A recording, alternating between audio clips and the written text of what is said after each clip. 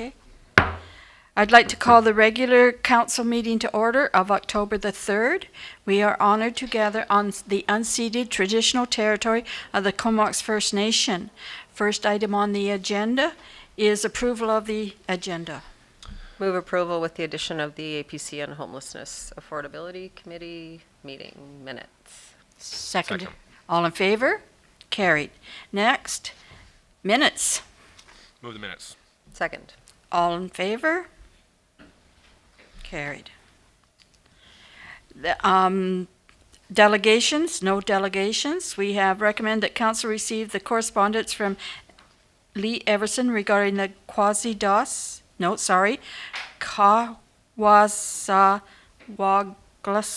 Rainbow House project.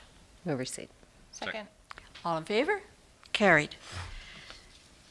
You have a letter there asking for a letter of support. It's from Dawn to Dawn, and it is concerning the housing.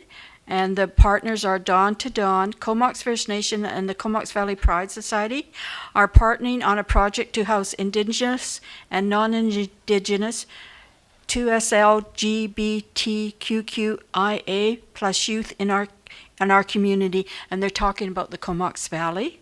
The project vision is to provide a safe, supportive, and culturally sensitive home for youth ages 16 to 28. It will provide 5 individual bedrooms with communal spaces and a full kitchen, living room, and at least 2 bathrooms with outdoor space for gardens and socializing. And they would like a letter of support from Cumberland Council. So I'll move that council direct staff to provide a letter of support for the Rainbow House project to support their upcoming grant applications. Second. All in favor? Carried. No unfinished business. Reports. That council received the Cumberland Fire and Rescue live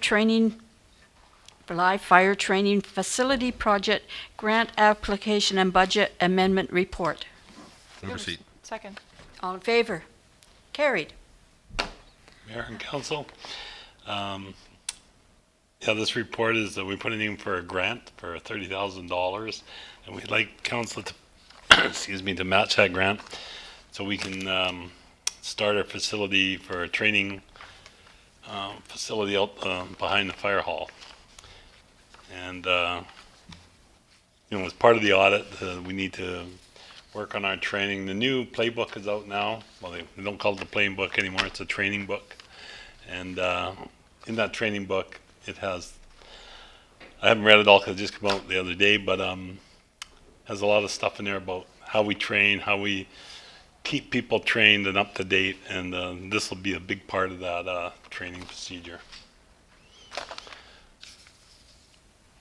Any questions from council? Yes, Councillor Kettler? Was it something that was in the budget already, and it's just because of the grant that we're seeing it now, or? It wasn't in the budget already, but the $30,000 grant, which we hope continues every year, but excuse me, we're not sure that's going to happen.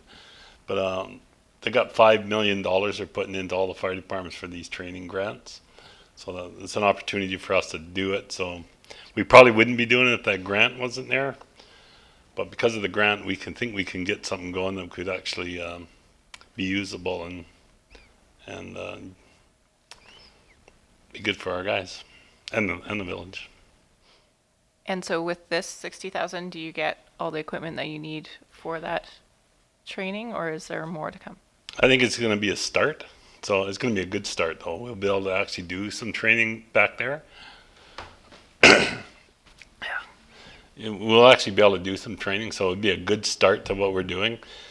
Training is, it's an ongoing procedure that never stops. So there'll probably be maintenance to it, and hopefully this grant comes out every year, but it may not. But it'll definitely get our people where we need to have them, and be able to do it yearly instead of sending them away. There's actually some savings too with it. I've talked to Michelle about it. It's not that we're actually going to save actual money, but we think we can maintain our training budget level rather than increase our training budget level to send people away to be trained. We'll be able to do it in-house. We have the people trained to train the people and or the members, and so there's kind of a savings that way where I don't think we'll have to really increase our training budget so much, but if we don't have a facility, we are going to have to increase our training budget quite a bit. I just have one more question. Sure. So is the training that you're doing something that has always been a requirement, or is this due to the changes from the Fire Safety Act, or from the Fire Service Act to the Fire Safety Act? That's correct. So from the fire new playbook, they're saying like our full service people have to go to live fire once a year. So we pay about $1,200 per member to go to live fire, and we don't send every member there every year at the moment. So that's another reason we're going to have to send them every year. So we're hoping we can get enough. This will give us enough money to get us a box or a fire box where we can put them in that situation, and we won't have to send them away. And in the long run, we will save some funds.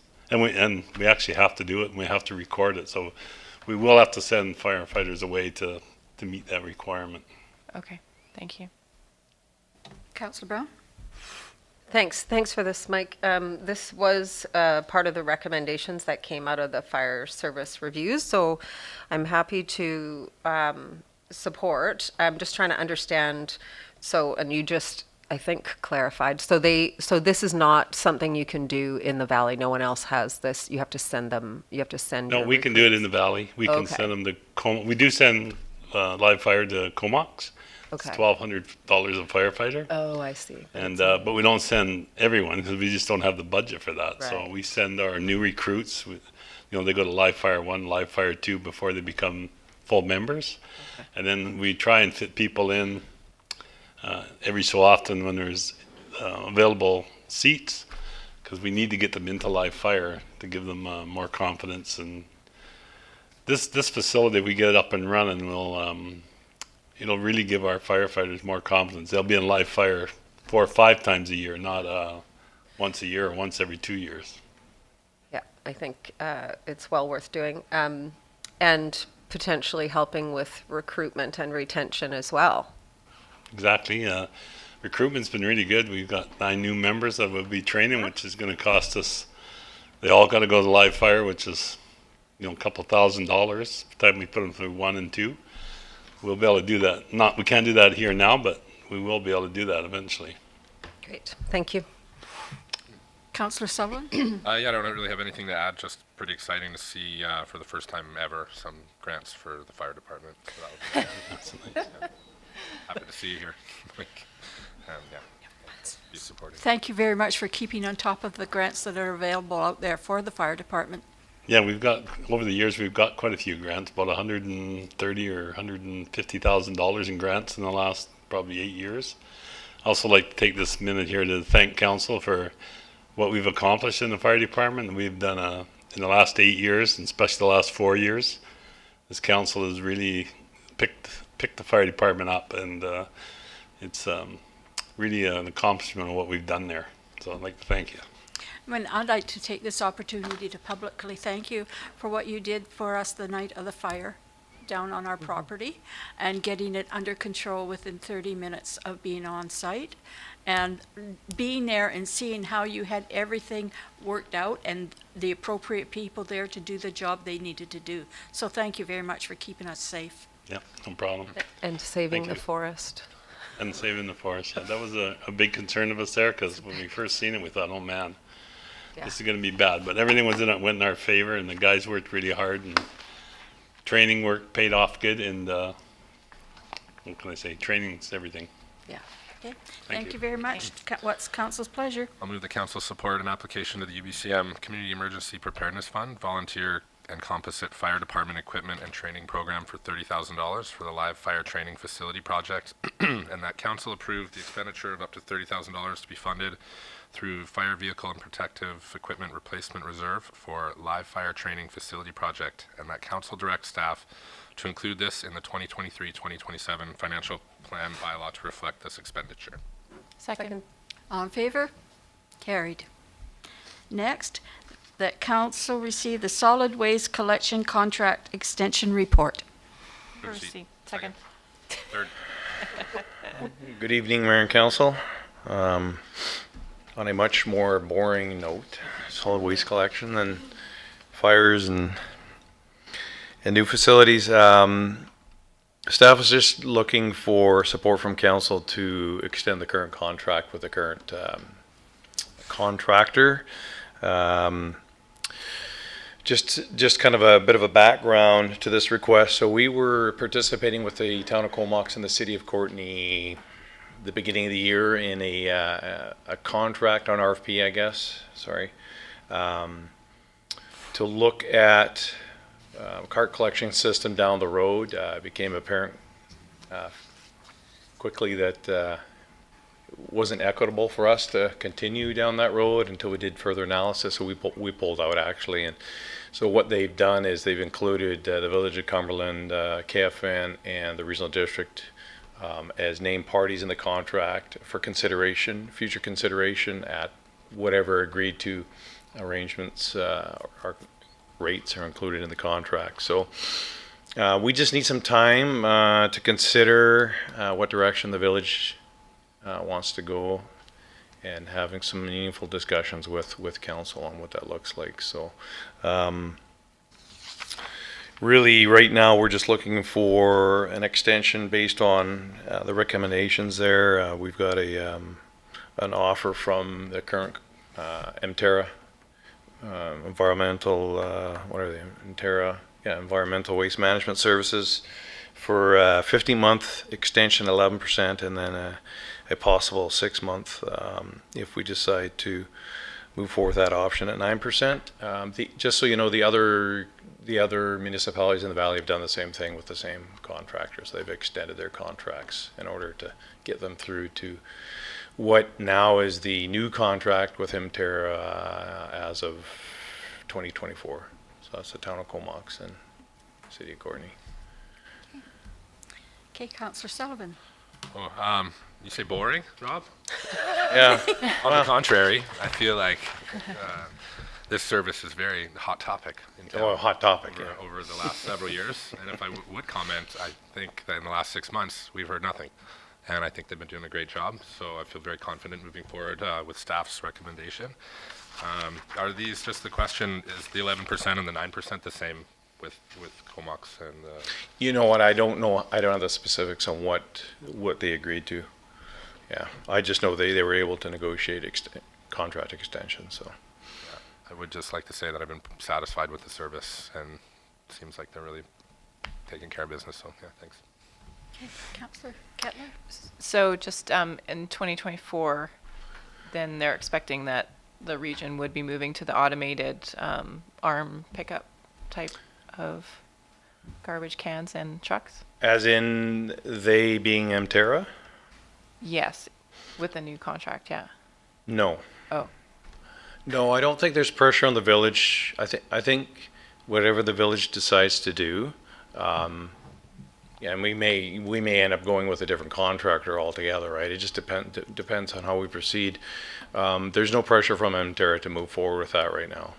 Okay. Or at a regional level, I mean, there's some reasons that make sense, but there's also the affordability issue that we have to kind of look at. So. Okay. Yeah, Thanks. Mterra is able to support the current collection system moving forward with what they're implementing different as far as the cart system in the rest of the valley. Yeah. And so is the expectation also that the scheduling would continue as it currently is Correct. with the add a day? It will. Yeah. Yeah. Okay. Thanks. Okay, Councillor Brown. Yeah, so it was rough there for a while for sure, and I think people still struggle with the add-a-day function. But as I understand, and I guess that's my question to you, is there an alternative? Well, there is an alternative. I mean, we could spend a bunch of time and issue an RFP, but the problem is I don't think we're ready to issue anything long-term, and so you could spend a lot of time and effort for a 15 or 16 month term that may be a lot more than what we're paying right now. Yeah, so that's really the only alternative. Yeah, and I think we, the contractor that we had before Mterra was also maybe not ideal. So Mterra seems to be the better option right now. 11%, do we have any idea what that 11% hike is going to do for people for that service? Yeah, if you get more specific details. So last year I provided council with an analysis, and I actually included, I think, like 11 or somewhere between 10 and 15% increase, because I was expecting that costs were going to go up, and that was using the stabilization reserve. That was $17 increase for the next 5 years. So that's what we agreed on. So it's in the rate structure, but it does have that increase. Okay. And then just to clarify, like the 11 and 9% will just, it'll allow us to not have to spend time doing the RFP to go out for 15 months. Right. And then we'll be able to focus on providing you an analysis on what your rates would be if you chose to go with the cart system, because we do have that option with the rest of the valley. And so that's what this is doing, is just to get you over that period of time so that you can have that option to go that way. Okay, awesome. Thanks, Rob. Thank you very much, Rob. I just have one question, and that concerning the one-a-day program. Did we not pay the regional district to come up with an app that was going to be going out to everybody about that? Yeah, we partner with the regional district on this trial with the Recollect app. So we've signed up for a 1-year term, and we'll be rolling that out here towards the end of the year, I believe. And that is something I think that'll help support the add-a-day calendar system that people are still getting used to. So. Okay, thank you. Did you want to say something, Kevin? Yeah, not much more than what Rob said. We're just working with the regional district to try and coordinate that. So that's a work in progress. Exact timelines aren't certain, but we're trying to move it forward. Thank you. Okay, council? I'll recommend that council approve the extension of the current solid waste collection contract with a proposed rate increase of 11% to take effect October 1st, 2022 through to December 31st, 2023, with an additional 6-month extension if required beyond December 31st, 2023 at a rate increase of 9%. Oh, and that council authorize the mayor and CAO to execute the contract extension. Seconder? Second. All in favor? Carried. Next, recommend that council receive the correspondence rental fees October 21st, 2022, community potluck from Mayor Baird. Move receipt. Second. All in favor? Carried. You have a report there that talks about this. Dawn to Dawn will be would like to hold a community potluck on October 21st with the purpose of showing support and solidarity for the totem pole project at Quasi-Das Cumberland Affordable Housing Project site. And they would like to do this with the support of Cumberland Council. And they would like to use the Cumberland Culture Center, which is free for that evening. And their nonprofit fee would be $20 an hour, and it's for 4 hours. So they asked if we could kindly pay that fee on their behalf. And this is a council's strategic priority, is reconciliation with Indigenous peoples, and I think it would be appropriate for us to do that. So any questions? Nope. I support it. Would you like to make that motion? That council pay $80 out of council's public relation budget for the rental fees for the cultural center for the community potluck expected to be held October 21st, 2022.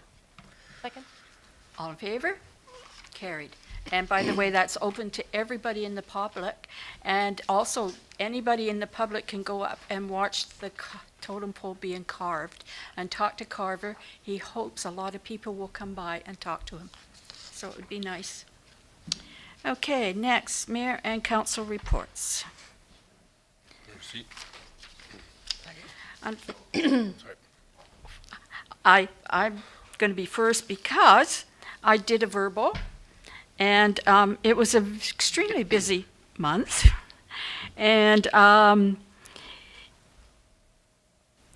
the best for me was the meeting on the 8th, in which I got to announce to all our staff that we had selected our CAO for the next CEO for the village. Yay, Michelle. And that's what happened on the day I made the announcement with staff.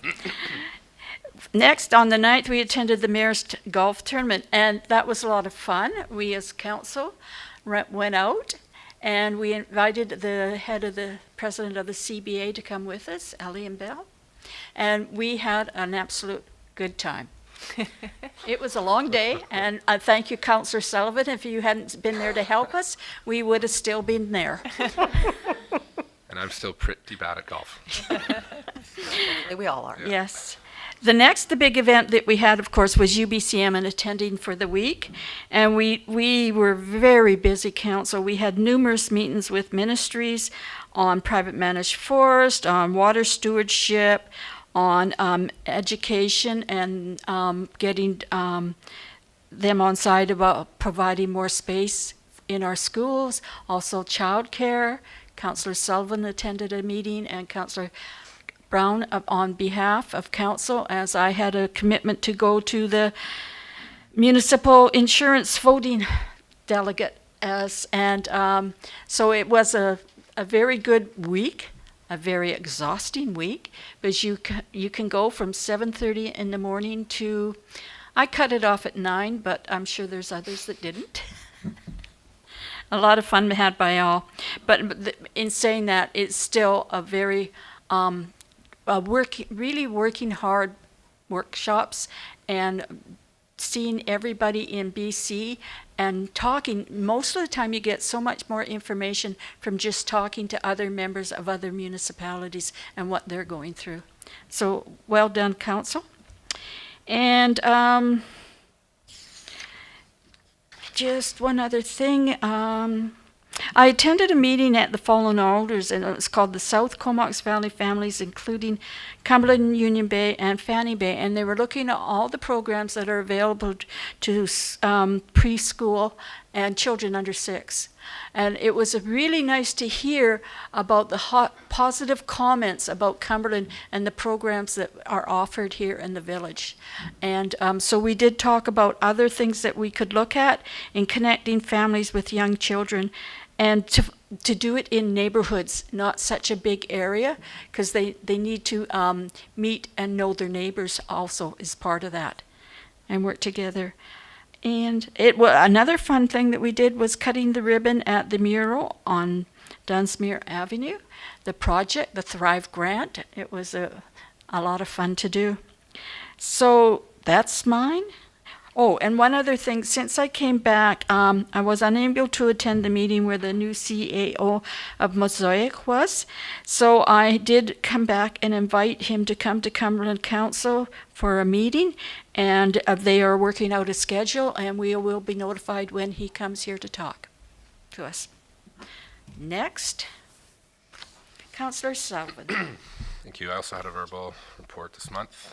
So September 1st was the Comox Strathcona Waste Management Board. Had a report for information about the CVRD corporate emissions plan and referral, which calls for reducing corporate greenhouse gases in the valley by 50% below 2019 emissions by 2030, and achieve net zero corporate emission status by 2050. So that was information for the board and their support, which they support. There's creation of an internal climate reserve and a detailed analysis and business plan for the required resources, and an outline on the potential service level impacts. So that will be coming back. There's a report on financial planning policy revision, which included budget template updates and reducing the budget yearly reporting from 4 times to 3, and just some other kind of minor housekeeping updates. There's a regional solid waste committee terms of reference we passed for the renewal of the solid waste management plan, which just outlines the plan for and has extensive First Nations consultation and a draft MOU in collaboration with Comox First Nation. And the CSWM staff will review applications and recommend up to 15 members of the public for this committee. So it'll be upcoming. And the committee is expected to last up to 3 years until the solid waste management plan is complete. Second and third was the Perseverance Folk Fest, which was amazing. I went to the Cougar Annie Tales for the first time in several years. That comes here and was totally blown away. I also billeted some performers, which is always interesting, and yeah, enjoyed the festival. What's next? The 8th was the Comox Strathcona Regional Hospital District Board. We had a report on funding to name additional facilities, which purpose is to recommend that Island Health and the Minister of Health proceed with naming additional rural and remote healthcare clinics and facilities in order to provide grant funding from Comox Strathcona District Hospital, and to amend the budget to authorize $10,000 grants to each location, which is very cool. And they've named 10 different clinics, of which the Comox First Nation and the Waichai Friendship Center are 2 of them, which is nice. So that's upcoming. Basically, we just need that to pass through to be able to provide these grants through Island Health and the minister. And yeah, that's it. Oh. And also an update on the advocacy for the 153-bed long-term care facility in Campbell River, and just listed several meetings that they've already had with the local MLAs and ministers, and just about the future meeting at UBCM. Which brings me to UBCM. Yeah, the mayor just mentioned that Mosaic CAO is going to be coming to town, so I would like everybody to attend when that delegation comes through. The useful things about UBCM, we were at the reception for Mosaic, and we got to talk to some of the representatives, and they had mentioned something about a bus coming, or they had started a pilot project, I think, in Nanaimo, where they offer rides into the watershed for the public. So definitely going to look forward to that, and I would hope that Cumberland would subscribe to that very heavily, and I think that's a pretty reasonable service for a forestry company to provide. So we'll see what shows out of that. And yeah, just this regular council meeting, the CBC launch was fun. Some more volunteers stuff for the disc golf course, and that was my month, so thank you. Can I ask you a question? Yes. The one concerning the grants to the facilities that are open, is there criteria to made for those? More or less the criteria is just that it be a health center, and actually the one exception was the Waichai, and I really thought it was really forward thinking of the CVRD to include them, because they're not naturally a clinic, but they do so much community work that they would need that help. So would the newly formed Cumberland one qualify? I would assume. I'm gonna not answer that actually. Okay, I'll have to get back to you, Mayor Baird. Okay. So that's, yeah. Okay, because I will let them know if that's possible. Yeah, these are established clinics and such that are just kind of needing more help, and the board is being proactive about it. And, yeah, Good I'm for them. receiving a lot of support from CVRD staff, which is very great. So Okay, thank you. Councillor Brown. Yeah, so golfing was fun. It was hard. Golfing is hard, and I don't want to be a golfer. So, but thanks for the opportunity to try to swing that club and hit that little ball.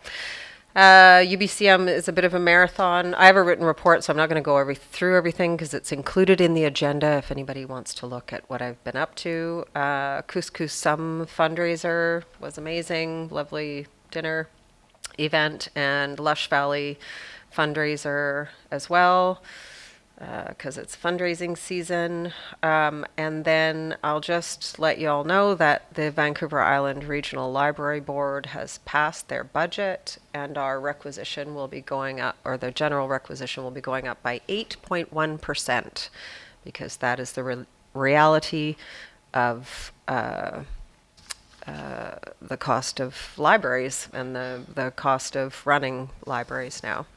So get ready for that. That's it. Okay, Councillor Kettler. Thanks. Yeah, my report's there. I guess some things of note were the Source Encounters tour that a bunch of elected officials were invited to do by Connected by Water, Tina Willard and Megan Kersons. Took us on a canoe tour and had some music and played an audio from Comox First Nation about their origin story and Quinish, and just looked at the watershed from a few different perspectives, and that was really great. UBCM was tons of ministers' meetings. There's a big list there. I also presented Cumberland's resolution on pesticides being used in private mesh forest lands, and it was passed unanimously, asking for more local government input into and stricter regulation around the Pesticide Control Act. And then the CBRD board meeting, one of the things that we did there was adopt the new regional parks bylaw. So now we have a regional parks service, everyone.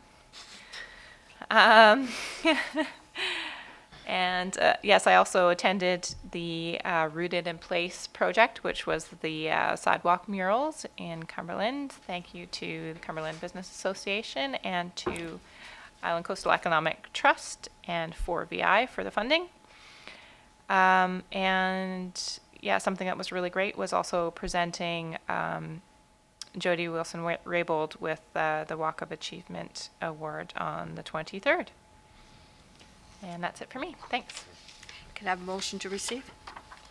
Move receipt. Second. All in favor? Carried. Next, bylaws. Recommendation that council receive the streamlining accessory dwelling unit approval progress report. Move receipt. Second. All in favor?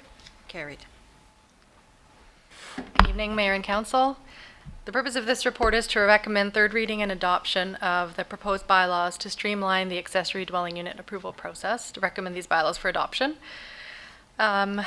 Prior to adoption, two changes are recommended to bylaw 1175.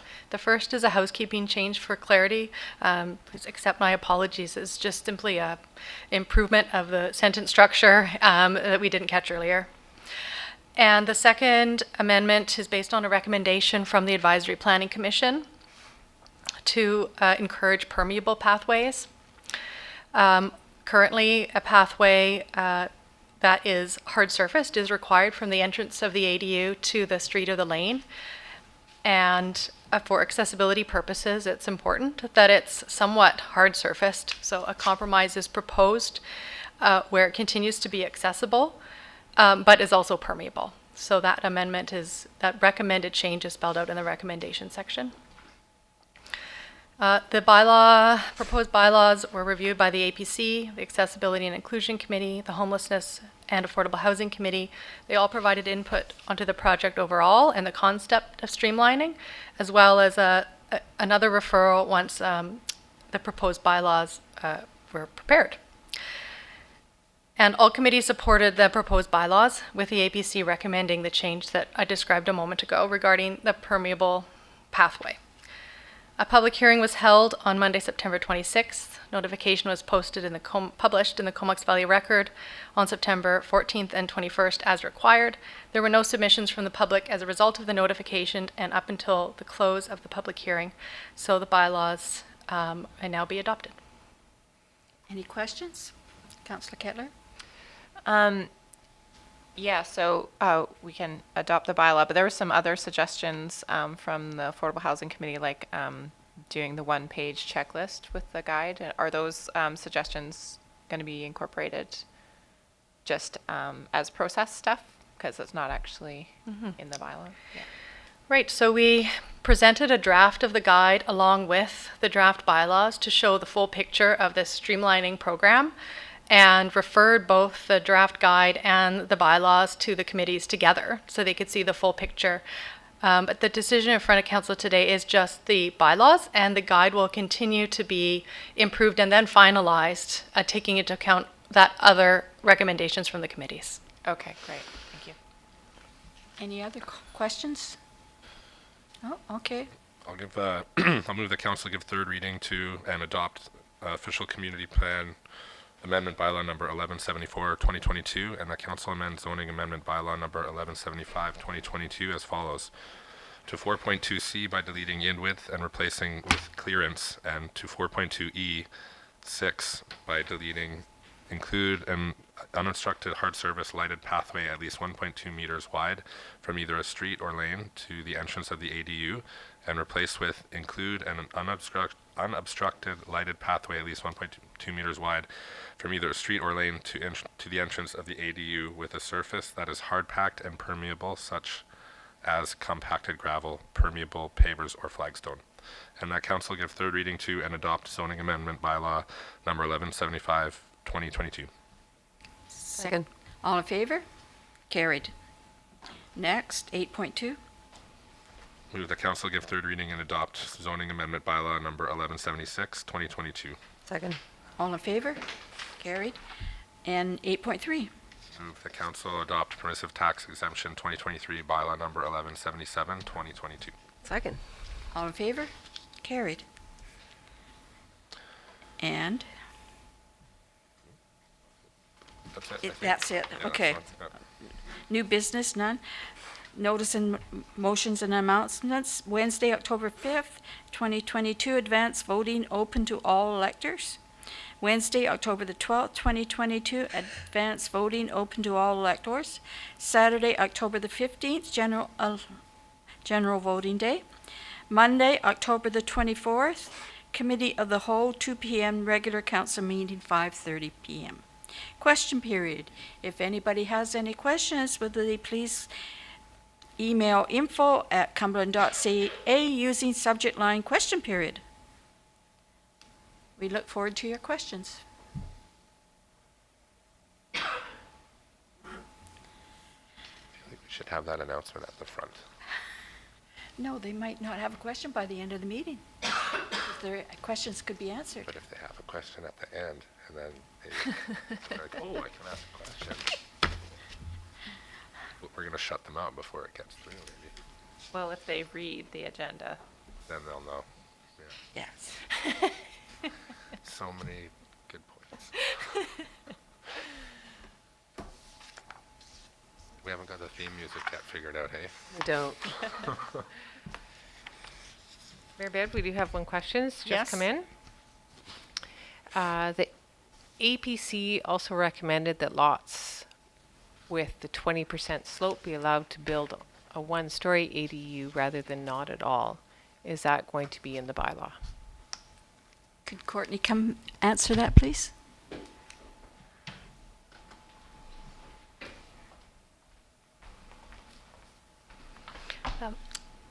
Through the mayor, that wasn't recommended as a change to the bylaw, but further information is proposed to be shared in the guide to help people come up with a design who might have a sloped lot.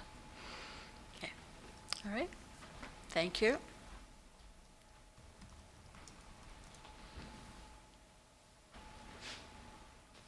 There are Okay. no more questions, Mayor Barry. Okay. Someone like to make the motion for the closed portion? I'll move that council close the meeting to public pursuant to section 90 of the community charter to consider personal information about an identifiable individual who holds or is being considered for a position as an officer, employee, or agent of the municipality or another position appointed by the municipality, and the acquisition, disposition, or expropriation of land or improvements if the council considers that disclosure could reasonably be expected to harm the interests of the municipality. Seconder? Second. All in favor? Carried. Motion to adjourn. So moved. Second. All in favor? Carried.